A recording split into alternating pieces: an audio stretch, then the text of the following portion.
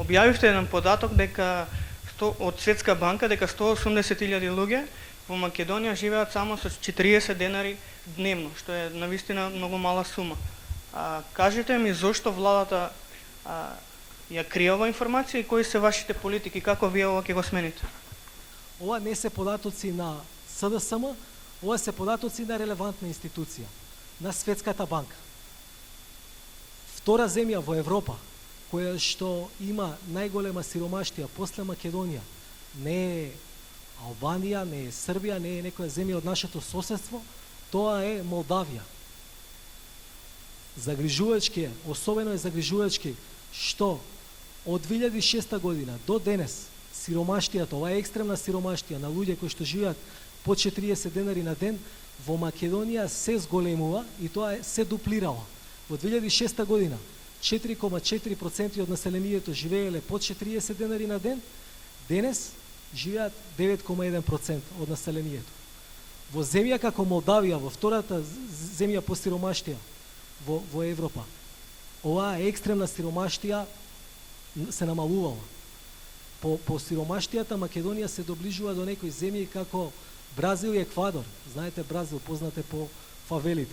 Сега, што се случува? Главно е дека, мислам тоа добро сите го знаеме, богатството оди само во една мала група на луѓе, а сите во оваа земја остиромашуваме. И убаво поставивте прашање, тоа е што ние во СДСМ и во Комисијата за економија постојано размислуваме како да се реши овој проблем. Значи, ние мислиме дека не може да се реши со програма во 100 чекори, дури и програмите во 1000 или милион чекори би биле само една фина маска во ова неравноправност во распределбата на доходот во Македонија, бидејќи секогаш таа мала група на луѓе ќе земе се, а сите останати ништо. Што треба да се направи? Ние мислиме дека треба да се подигнат не 100, не 1000, не милион чекори да се направат, туку треба да се подигнат неколку столбови. Јас ќе ви, сега, во интерес на времето, ја ќе ви зборувам за два од тие столбови. Првиот столб, и тоа тие директно што се во економијата.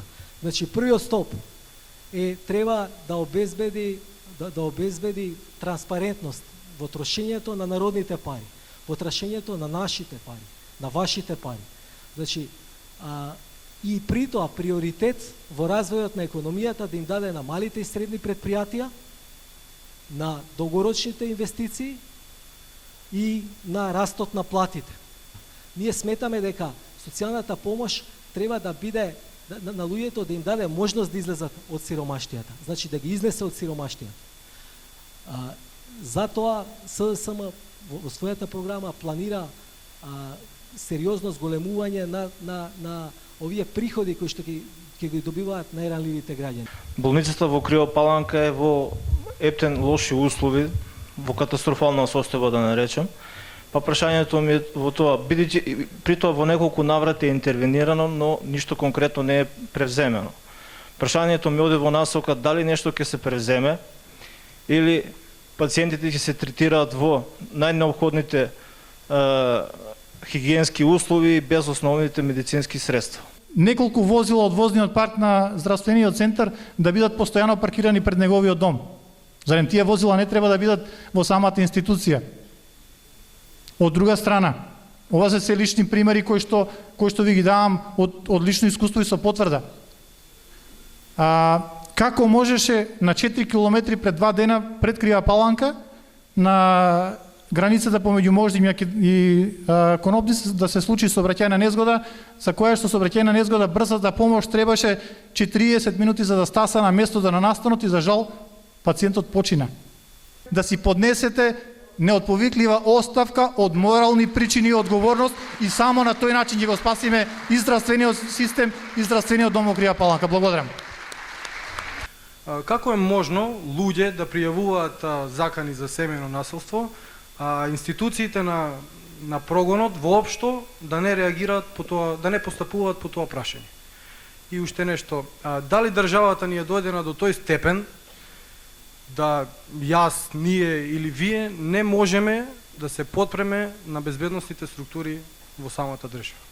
Трикратното убиство во Кавадарци и не само трикратното убиство во Кавадарци, туку и убиствата и самоубиствата во минатото покажуваат дека Република Македонија е соочена со еден сериозен предизвик да ги стави под лупа функционалноста на незините институции, во овој случај на центрите за социјални работи и на полицијата, каде што граѓаните примерно ги пријавуваат овие случаи на закани, на семејно насилство и каде што бараат заштита. Функционалноста и интегритетот на институциите во минатото подолго време под оваа власт се доведени во прашање. И тоа не само на полицијата и на центрите за социјални работи, туку генерално на сите институции. Во конкретниот случај полицијата си ја заборави својата примерна функција, тоа е да се грижи и да ги заштитува правата, човековите слободи и права на граѓаните.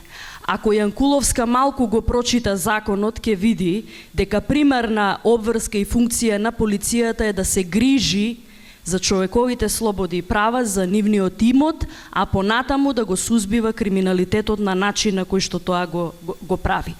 Во овој случај, изминатиот период, полицијата покажа дека може да функционира повеќе репресивно отколку превентивно.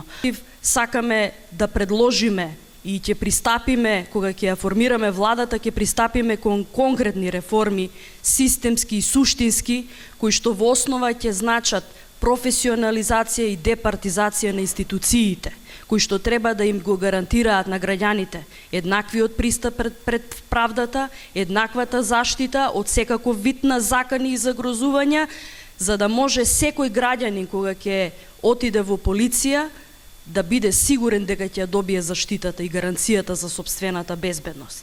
Кога ќе отиде во суд, да знае дека ќе добие правдата. Кога ќе отиде на лекар, да знае дека ќе добие здравствената заштита. Да почнеме да ја враќаме довербата во институциите.